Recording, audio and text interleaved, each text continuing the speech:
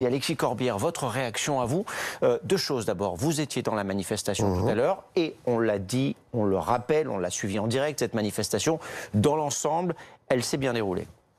Oui, bien sûr. Moi, la manifestation à laquelle j'étais, c'est bien déroulé. Vous étiez dans le cortège parisien, hein, Oui, bien sûr, dans des cortèges parisiens.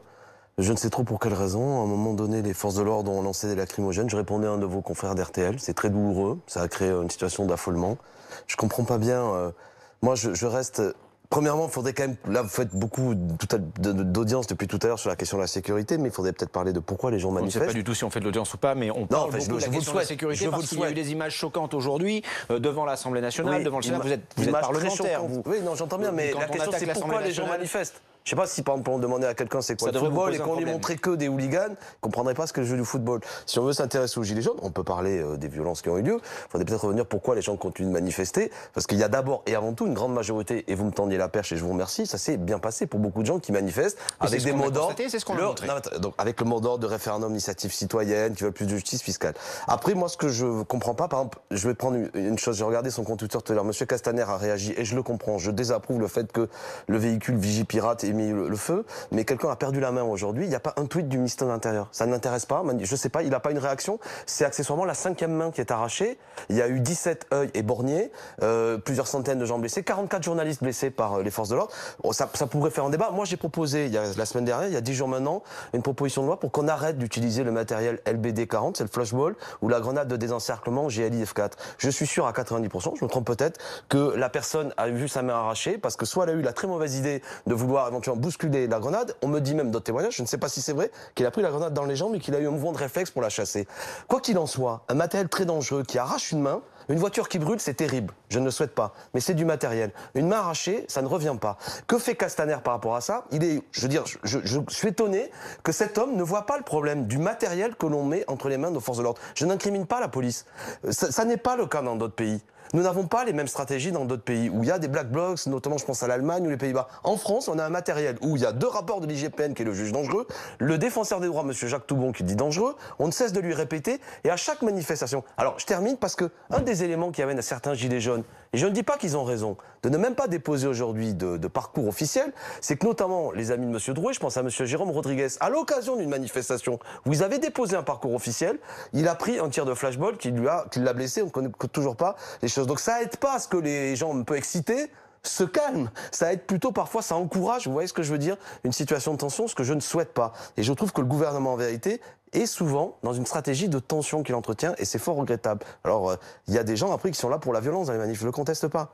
Mais la désescalade devrait être des deux côtés et pas cette forme d'arrogance ou seulement de considérer que, comme je l'entends dire, ce serait que les plus ultras qui manifestent. Je crois qu'il y a encore majoritairement dans le pays un soutien à ce mouvement qui veut plus de justice fiscale, qui veut de la redistribution des richesses et des droits citoyens nouveaux. C'est ça qui est intéressant. Beaucoup de gens parlent de 6e République, de référendum d'initiative citoyenne, de droits nouveaux. Il faut répondre à ça.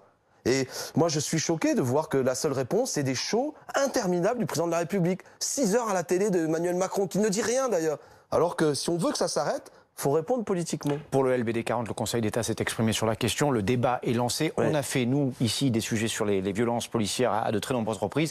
C'est à vous, en tant que parlementaire, aussi de faire votre travail. Je ne vous jette pas la pierre. Je sais. Et en plus, je sais que dans les rédactions, à partir du moment où beaucoup de vos collègues sont revenus, notamment en ayant pris de ces tirs. C'est aussi à vous de vous saisir de ces dossiers. Je sais que vous le faites. Mais voilà, pour que les choses changent. Je m'en prenais à monsieur Castaner. Je pense qu'il doit démissionner, Castaner. Il est très incompétent parce que là, on nous dit, en plus, il est passé l'autre jour à la télé, une matinale chez monsieur Bourdin, il a dit on les connaît ceux qui cassent. Et pourquoi ne les arrête-t-il pas? Et comment ça se fait que manifestation après manifestation, on nous dit aujourd'hui qu'il y a de moins en moins de monde et ça continue? Alexis Corbière, vous avez le sentiment qu'il y a une faillite de la puissance publique? Non, mais je sens que notre pays est dans un état de... C'est une mer démontée, une mer en colère, mais depuis 2 ans, qu'on avait vu pendant l'élection présidentielle. Il y a une colère très forte. Je pense que l'erreur de M. Macron, qui certes a été élu, mais c'est de ne pas comprendre qu'il est élu aussi dans un rejet de Mme Le Pen au second tour et qu'il n'avait pas de majorité sur sa politique. Donc il aurait fallu faire autrement. Et c'est ça qui amène aujourd'hui ce trouble. Moi, je suis contre la violence. Je suis vraiment pour qu'on trouve une solution pacifique à tout ça. Mais il faut comprendre pour quelles raisons ça a tant choqué, qu'on augmente la CSG pour les retraités, qu'on revienne sur l'ISF. Et s'il n'y a pas de réponse politique, s'il y a une forme de pourrissement, moi, le débat national, je l'interprète comme un élément de communication, cause toujours, on va durer. Bon, c'est pas ça que veulent les gens. Il n'y a rien de concret. Et écoutez quand même ce que dit ce mouvement au-delà de la violence. Une fois de plus, je le répète pour que ce soit clair, moi je suis pas pour que la violence, mais il y a des choses fortes qui sont dites, des demandes, par exemple, de ce référendum d'initiative citoyenne, que le citoyen soit mieux acteur civique entre deux élections, qu'il ait des droits nouveaux. Quels sont les éléments de réponse? Ça dure depuis le mois d'octobre.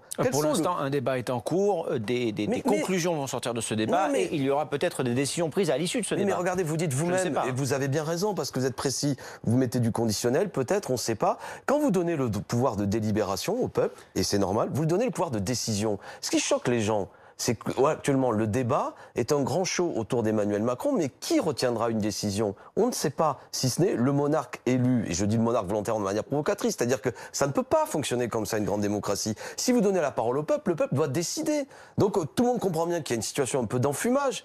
On dit il y a le débat, donc arrêtez de manifester. Mais des gens disent, mais si on arrête de manifester, il n'y a plus aucun rapport de force. Personne ne parle ici ce soir d'arrêter de manifester. Non, Jean-Michel Blanquer l'a dit, Christophe Castaner l'a dit, le président du groupe des députés. Ce que disent les responsables politiques, je ne suis pas leur porte-parole, évidemment, mais c'est OK pour les manifestations, non pour les violences. Et c'est de cela dont on parle ce soir. Mais on est d'accord. Après, est-ce qu'il n'y a pas des moyens, d'autres moyens? Je pense à mardi, notamment, les manifestations qui a lieu entre Gilets jaunes, avec un regroupement entre les Gilets jaunes et les syndicats. Mais pourquoi ne pas s'organiser de cette manière-là? Moi, j'ai appelé à mardi, j'ai appelé à ce que les choses se structurent.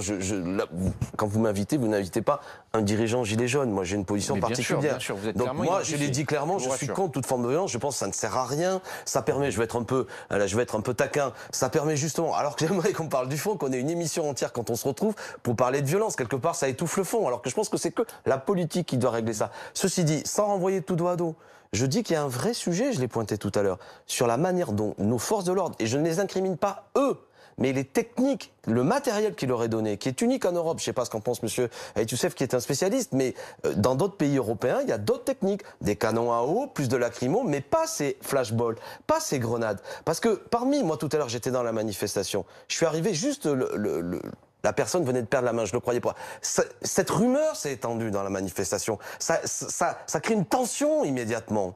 Donc si on veut apaiser les esprits, je ne dis pas que les policiers font un travail facile, mais quand une manifestation commence dès 14h, qu'on dit quelqu'un a eu la main arrachée une fois de plus, ça électrise l'ambiance. Et donc je me suis dit que M. Castaner devrait m'écouter, j'ai proposé un projet de loi. Est-ce qu'on peut en discuter? Est-ce qu'au moins, je vais lancer un appel à travers ça, les amis, les députés d'En Marche qui m'écoutent, est-ce qu'au moins on peut discuter de mon projet de loi à l'Assemblée, ou est-ce que vous évacuez toute discussion d'avance? Alors que quand même beaucoup de gens, beaucoup d'associations, le défenseur des droits, je l'ai dit tout à l'heure, vous disent que ce matériel est dangereux, même au niveau européen. Il y a un vrai débat, et là vous avez raison, absolument. Mais si on l'a pas, et si on dit, j'ai même entendu qu'il fallait épuiser le stock des grenades de désencerclement, il y en a encore 10 000, non mais ça c'est pas sérieux parce que, quelle que soit la personne qui a perdu la main, même s'il a essayé de faire des choses condamnables, même si c'est le pire des hommes, je n'accepte pas qu'il perde la main.